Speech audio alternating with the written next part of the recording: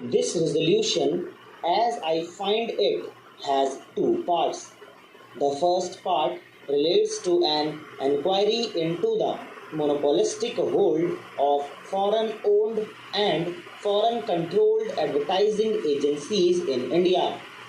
The second part is in regard to the desirability of government taking advantage of Indian advertising firms in relation to its advertisement of nationalized concerns, railways, and so forth. Insofar as the first part is concerned, I do not think that is necessary, and I do not think that we have any need to inquire into the working of foreign owned and foreign controlled advertising agency firms. So long as it is the policy of government to permit foreigners to operate in this country, I do not think that if there is a private sector, they should be subject to frequent inquiries.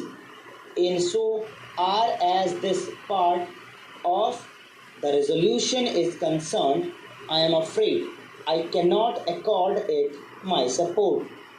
But insofar as the second part of the resolution is concerned, there is absolutely no conflict between my head and heart in giving my full support to that part of the resolution.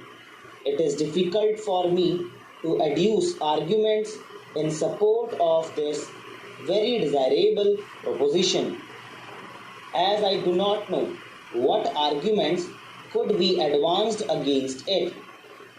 I should have liked very much Dr. Keskar to speak first if he were opposed to it, because I think that any reasonable person should support it. But the likely objections may be these, and I am trying to analyze them. First, it might be stated that it might mean discrimination, but I do not think that argument holds water, because there is no question of discrimination involved. Government have gone out in different fields of activity in assisting and furthering Indian participation, progressive Indianization of services, and so forth. Even in the tea industry, I believe the government is trying to break the monopoly of foreign tea broking firms by supporting the rise of Indian firms in the tea broking business, which is a very specialized and a kind of monopolistic business.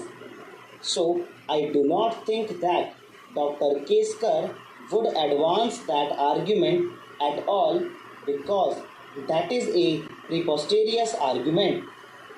The second argument may be that we have not firms of sufficient quality and standard. Now, let us first examine whether that proposition is true.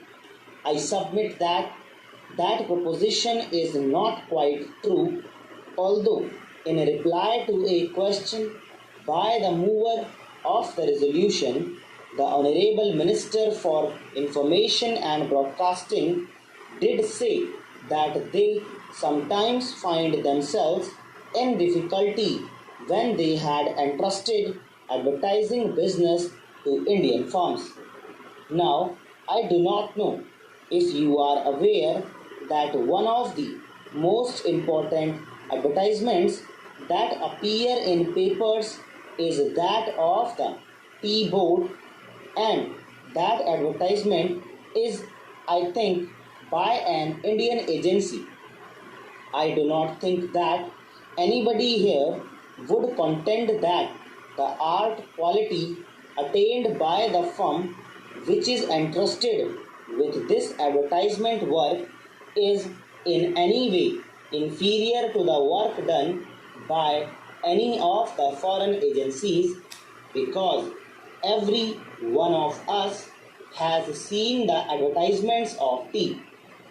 And as for myself, I can say that I am perfectly satisfied with the quality of work done by that firm. Now, if that is so, then it cannot be contended that there are no Indian firms of adequate standard and quality. The question then may be asked that there are not sufficient numbers of such Indian firms, and if there are not sufficient numbers, then all the advertisements could not probably be entrusted to them to be properly handled. On that, I have not, I am afraid, sufficient information. Probably the Honorable Minister knows better as to how many Indian firms there are who can compare favorably or who are probably better than foreign advertising firms. But to the extent that there are, there can be no argument that so far as government advertising work is concerned, it should be entrusted to such firms. I understand that these Indian advertising agency firms had met government and they were given certain assurances, and I find that the Ministry of Production had, subsequent to the meeting, issued directives to all corporations under its control to make use of Indian advertising agencies. I should have thought that that directive would have been based on an appreciation of the work that could be performed by the Indian advertising agency firms. But the surprising part of it is that even thereafter, many public undertakings like NEPA Mills and the new nationalized insurance corporations have entrusted their work to foreign agencies. This certainly is surprising. I had said just now that a question might be asked as to whether there were sufficient firms of the requisite standard available to handle all the work. If there are not, I believe that there is a duty cast upon government to create conditions so that an adequate number of firms of the requisite standard may come up. Everybody is aware that advertising is a specialized job. Then there should be provision for the training of personnel. I find in the memorandum which the Indian Advertising Agency firms submitted to the government that they had also made certain proposals in this regard. I should very much like to know if government has taken any action in this regard, because it is desirable that Indian personnel should be trained to equip themselves for this highly specialized work. But so far as the resolution is concerned, I do not think that so eminent a person as the Honorable Minister would in any way object to the second portion of the resolution, and it is really a little shameful that while we have firms of adequate standard and quality, government business should be going out of to foreign agency firms.